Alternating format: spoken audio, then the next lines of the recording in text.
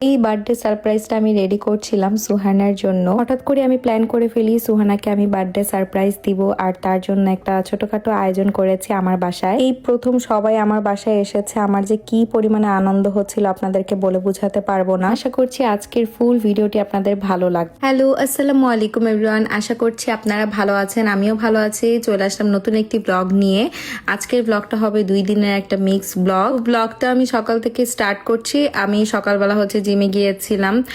Gym করলে আমার আসলে বডিটা অনেক বেশি রিল্যাক্স ফিল হয়। ফার্স্টের দিকে অনেক বেশি পেন হতো, বাট এখন অনেক বেশি ভালো লাগে। আর জিমে যে প্রত্যেকটা মেশিন যখন আমি ইউজ করি এভাবে ওয়েট টিস্যু দিয়ে হচ্ছে ক্লিন করি, কারণ পরবর্তীতে আরো যখন মানুষ আসবে তখন যেন ইউজ করতে পারে।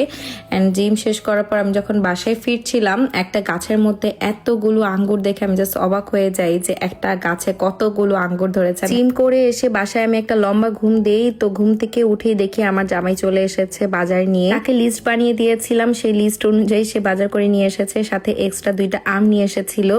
আম 2টা এত মজা ছিল। এটা হচ্ছে বঙ্গবাজারের পাকিস্তানি আম ছিল। আমগুলো অনেক মিষ্টি। হালাল নাগেটস আর চিকেন ফ্রাই আনতে বলেছিলাম। পরের দিন আমার বাসায় হচ্ছে গেস্ট আসবে। আপনারা ফুল ভিডিও দেখলেই বুঝতে পারবেন আমার বাসায় কে আসবে। আবার প্যাকেটে খুঁজছিলাম যে কোথায় হচ্ছে হালাল সাইন দেওয়া আছে। তো এই ছিল আমার টুকিটাকি বাজার। তারপর আমি এই আমটা হচ্ছে কেটে নিয়ে আসি। আমি আর সীমান্ত মিলে হচ্ছে আম খাচ্ছিলাম। আমটা এত মজা ছিল। ভাই দিনাজপুরের মেয়ে, আমাদের দিনাজপুরে অনেক বেশি আমলিচু হয়। আমি অনেক বেশি আমলিচু খেতাম। বিদেশে আসার পর আসলে সেভাবে আমলিচু আর খাওয়াই হয় না। তো যাই হোক, এরপরে হচ্ছে আমি এখানে ডেকোরেশন করছিলাম। সুহানার বার্থডে সারপ্রাইজ দিব তার জন্য আর কি। যেদিন আমি এই ডেকোরেশনটা করছিলাম সেদিনই ছিল সুহানার বার্থডে। পরের দিনে আমার বাসার সামনে একটা হলে প্রোগ্রাম আছে চাঁদপুর সোসাইটি। সেই প্রোগ্রামে সবাই আসবে। তো আমি ভাবলাম যে আমার বাসার সামনে যেহেতু একটা প্রোগ্রামে আসছে আমার বাসায়, তাহলে সেদিন তাদেরকে ইনভাইট করে ফেলি রাতের ডিনারের জন্য। সেই প্রোগ্রামটা ছিল দুপুর বেলা। তো আমি হুট করে আসলে ডিসিশন নিই যে আপুদেরকে আমার বাসায় রাতের ডিনারটা করতে বলবো, আর সুহানাকে আমি একটা সারপ্রাইজ দিতে চাই। আর আপুরা কখনোই আসলে আমার বাসায় আসেনি, তো আমিও চাচ্ছিলাম যে আমার বাসায় আপুরা আসুক। তাদের বাসায় তো আমরা আসলে অনেকবার গিয়েছি, কিন্তু আমার বাসায় এখনো কেউ আসেনি। আগের দিন যেহেতু সুহানার বার্থডে গিয়েছে, তো আমি ভাবলাম যে এই সুযোগে আমি সুহানাকে একটা সারপ্রাইজও দিয়ে ফেলতে পারি। ডেকোরেশনের সব আইটেম গুলো আমার বাসায় অলরেডি ছিল। আপনারা জানেন যে আমি এইভাবে সেট আপ করতে অনেক বেশি পছন্দ করি। তো আমি ভাবলাম যে সুন্দর করে একটু টেবিলটাও সাজিয়ে ফেললি। টেবিলটা সাজিয়ে ভাবলাম যে সুহানার জন্য একটা বাহির থেকে কেক নিয়ে আসি। পরের দিন যেহেতু আমি সেই প্রোগ্রামে অ্যাটেন্ড করব, আমার পরের দিন কেক আনার একদমই সময় নেই। তো আমি তাড়াতাড়ি করে হচ্ছে বাসে করে যেখান থেকে আসলে কেক আনা যায় সেখানে চলে যাচ্ছিলাম। বাসে করে আমি কানামাছি চলে এসেছি। এখানে টোকিও স্টোরে আমি দেখবো যে কেক আছে কিনা। এসে আমি এই হোয়াইট কালারের বড় কেকটা পেয়ে গিয়েছিলাম, কিন্তু এটা সোল্ড হয়ে গিয়েছে। এরপর আমি দেখলাম তাদের কেকে নাকি হচ্ছে জেরাচিন আছে।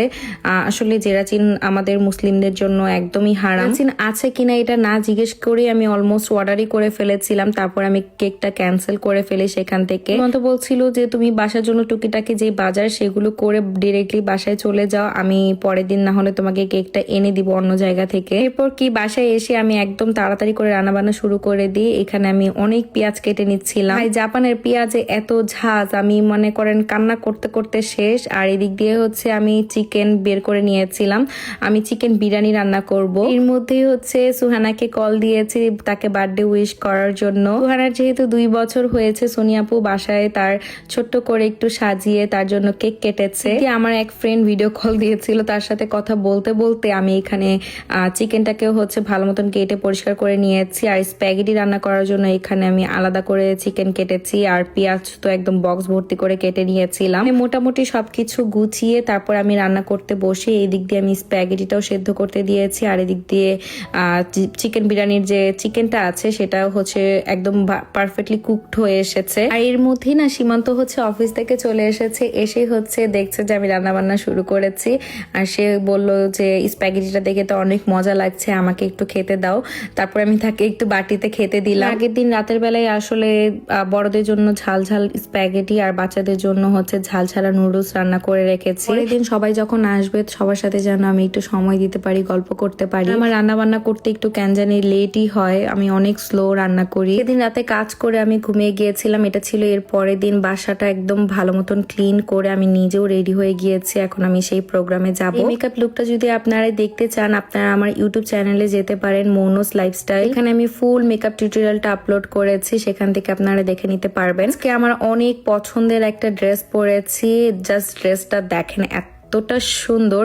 পুরো ড্রেসটার মধ্যে হচ্ছে জারদোসি ওয়ার্ক করা ছিল, পুরো প্যান্টের মধ্যে কিন্তু যে কাজগুলো দেখছেন সবগুলো জারদোসি ওয়ার্ক। অনেকেই বলছিলেন যে এই ড্রেসটার প্রাইস অনেক বেশি, আসলে কোয়ালিটিটাও তো আপনাকে দেখতে হবে যে ড্রেসটার কোয়ালিটিটা কেমন। প্রিমিয়াম সিল্কের মধ্যে ড্রেসটা করা হয়েছিল আর ওনাটা ছিল পিওর মাসলিনের মধ্যে, আর ফুল ড্রেসটা আপনারা এরকম গর্জিয়াস কাজ পেয়ে যাবেন। অনেকেই ভাবতে পারেন যে ড্রেসটার মধ্যে এমব্রয়ডারি কাজ করা আছে কিনা, আপনারা জাস্ট দেখেন যে কি পরিমাণে জারদোসি ওয়ার্ক করা আছে। ফার্স্ট এক্সক্লুসিভ ড্রেসটা আপনারা দেশি ফ্যাশন বাই রূপাপুর পেজে পেয়ে যাবেন। অনেক সুন্দর ড্রেসটা। আমার ভিডিওর ক্যাপশনে আমি অবশ্যই তাদের পেজটা মেনশন করে রাখবো যেন আপনাদের খুঁজে পেতে একদমই অসুবিধা না হয়। এরপর আমি তাড়াতাড়ি যেয়ে সেই প্রোগ্রামে অ্যাটেন্ড করি, আর যেই দেখি সুহানা বুড়িকে, ওর সাথে কতক্ষণ ধরে আমি গল্প করছিলাম। এরপরে দেখলাম যে ওকে অনেকগুলো মশা কামড়িয়েছে, সে আমাকে দেখাচ্ছিল যে তার হাতে কত মশা কামড়িয়েছে। আমার যেতে অনেক বেশি লেট হয়ে যায়, তো সোনিয়াপুরা খেয়ে নিয়েছিল, তো আমি ওয়েট করছিলাম সংগাপুদের সাথে একসাথে খেতে বসবো। তখনও সংগাপুরা আসেনি, তখন সংগাপুরার রাস্তায় ছিল, তো আমি ভাবলাম যে তাহলে আমি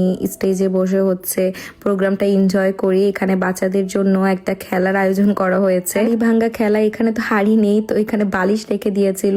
সানায়া দেখলাম অ্যাটেন্ড করেছে এই খেলাতে।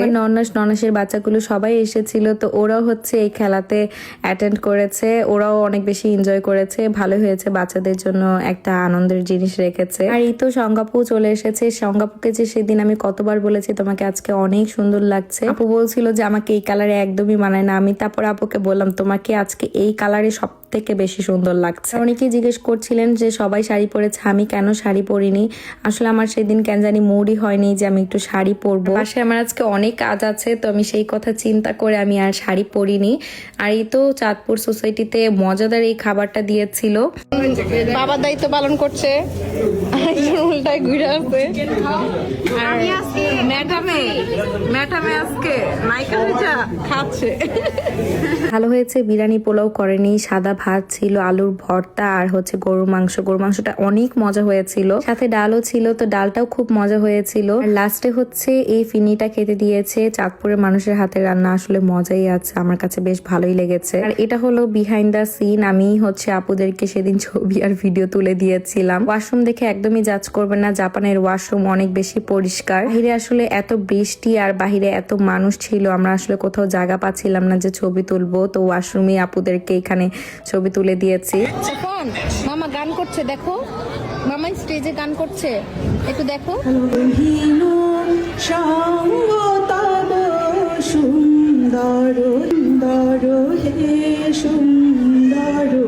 গানটা দেখার পরে আমি তাড়াতাড়ি করে বাসায় এসে আমার বাকি কাজগুলো করছিলাম, আর সব লাইটগুলো জ্বালিয়ে দিয়েছি। লাইটগুলো জ্বালানোর পর এত বেশি সুন্দর লাগছিল টেবিল সেটআপটা। আপনারা অবশ্যই কমেন্ট করে জানাবেন আমার এই টেবিল সেটআপটা দেখতে আপনাদের কাছে কেমন লাগছে। এই প্রথমবার সংকাপু সবাই আমার বাসায় হচ্ছে আসছে, আমার এত বেশি আনন্দ হচ্ছিল যে তারা আমার বাসায় এসেছে।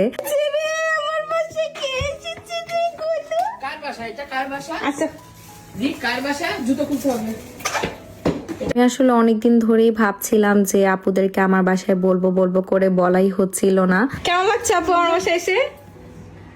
এত সংসারী একটা মেয়ে। এরপর সোনিয়া আপু আর নাইমা আপু দুজনেই চলে এসেছে, আর সুহানা তো একদম পুরো অবাক হয়ে গিয়েছে যে সে কোথায় আসলো। সোনিয়া আপু একদমই জানতো না যে আমি সুহানাকে একটা বার্থডে সারপ্রাইজ দিব ছোটখাটো। সুহানাকে সারপ্রাইজ করতে পেরে মনে হয় আমি অনেক বেশি খুশি হচ্ছিলাম। তোর আবার সেদিন জব ছিল, তো সীমান্ত বাসায় ছিল না, আমি একা একাই সবকিছু করেছি। আমি নাস্তা রেডি করা শুরু করে দিই। বড়দের জন্য ঝাল চিকেন আর বেবিদের জন্য হচ্ছে ঝাল ছাড়া চিকেন আমি ফ্রাই করতে বসিয়ে দিই প্যানে। আর এই ছিল নাস্তা। আমি আসলে তেমন কোনো কিছু করতে পারিনি, আমি চেয়েছিলাম আরো অনেক কিছু করব, হয়তো বা আরো 3-4 দিন আগে থেকে হলে আমি ফ্রোজেন অনেক কিছু বানিয়ে রাখতে পারতাম।